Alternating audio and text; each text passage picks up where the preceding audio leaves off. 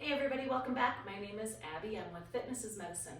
Today we're going to do another great resistance training workout you can do in your home. We're going to use minimal space, very few exercise tools, and I will give you very easy to follow directions. Come into these workouts warmed up and ready to move. 5 to 10 minutes of a cardio workout just to get that heart rate up a little. Most importantly, get your muscles and joints warmed up and ready for movement, because if you do have any joint pain that may think that you feel like maybe you shouldn't move, many times movement helps. So they say motion is lotion, or different ways, but it's true. It brings blood flow to those joints, starts to flush out swelling and things like that. So it's important to move even if you feel like maybe you shouldn't. Okay, today we're going to use a heavier band that's about chest or hip height. Medium weight dumbbells, a ball if you have one, and then you're welcome to use a kettlebell for our leg exercises. You don't have to, or just a dumbbell, and you can use anything really. It's just a little bit of extra weight to give your muscles something more challenging. Okay, we're going to start with a row today.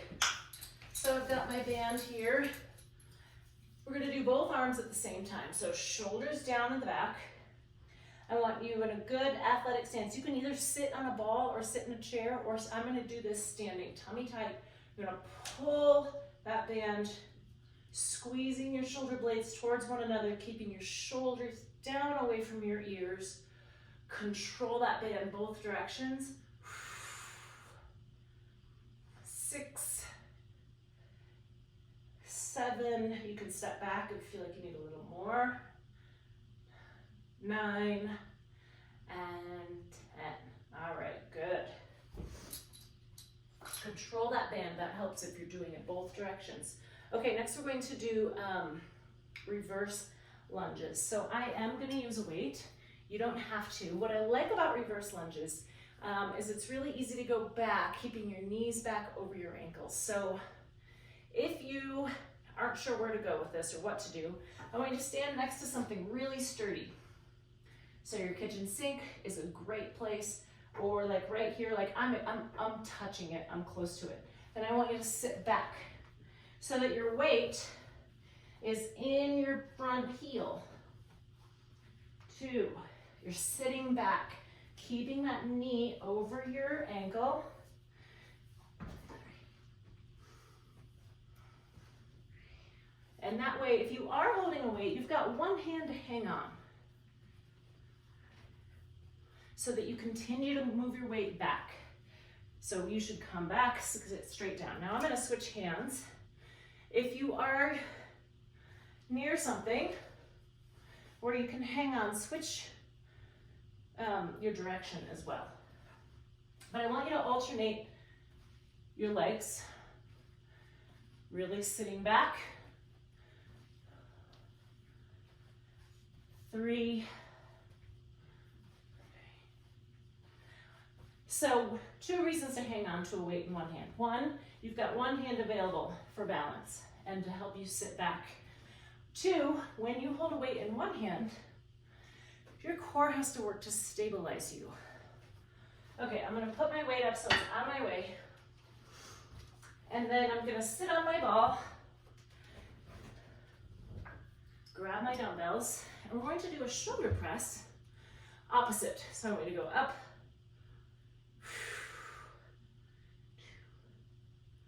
now you can keep your elbows in close like this, like I am. You have a little more stability with your pec muscles getting more involved there, or you can be off to the side.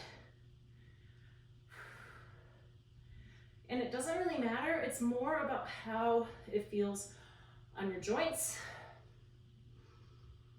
7, you could do one set one way, the other set the other way, see how it feels, maybe combine on your 3rd set, and rest. Good. Okay, I'm gonna put my weights up out of my way here. Next, we're going to do a balance exercise. So I'll get my ball out of my way. I want to try an airplane hold. So what that looks like, chest tall, shoulders down. tipping at the hips, and only to the point where you feel stable. So if you're here, that's fine. I want a straight line from the top of your head down through your heel. So you're just tipping on that one hip, keeping that nice straight line. So I don't want you here or like just doing a hip extension. Really hipped, hinge, nice and tall, hold that tummy nice and tight. All right, let's switch. Think about staying nice and tall, just to the point where you can go with that straight line from the top of your head down through your heel. Breathing. Tummy tight, really working hard in this holding hip and that stabilizing hip. Think about pushing all 5 toes into the floor. And rest, good. Okay, we're gonna lower down to the floor for the last 2. So I wanna do a hip extension on your hands and knees. So hands directly beneath your shoulders, knees directly beneath your hips. And then keep your neck in neutral. So you're looking straight down at the ground. Put one leg straight back like this, and I wanna lift up to neutral and back down. Now without touching your toe. So you're keeping those glutes engaged. Again, this is a small range of motion. Just going up to neutral. You don't need to go way up here. You start to use other muscles, and I want to really isolate those glutes. 9 and 10. Switch. Now, if you have trouble being on the floor on your hands like this, you could try being on your wrists. You could try hanging onto dumbbells. You could do like a rolled up towel underneath the heels of your hand, or like a yoga mat. And rest, good. Okay, we're gonna flip over on your back and end with some bicycle abs. So the starting position, you want your back flat to the floor, knees bent, feet flat. Now, I want to do a little posterior pelvic tilt, holding that back flat to the floor. I can't get my hands in there. And then you're going to put one leg out straight, and you're going to switch them. Now your goal is to keep that back flat and continue to breathe.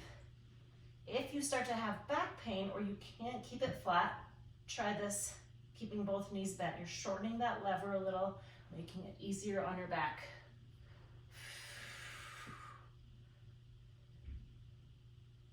One more each side, and rest. Okay, great job.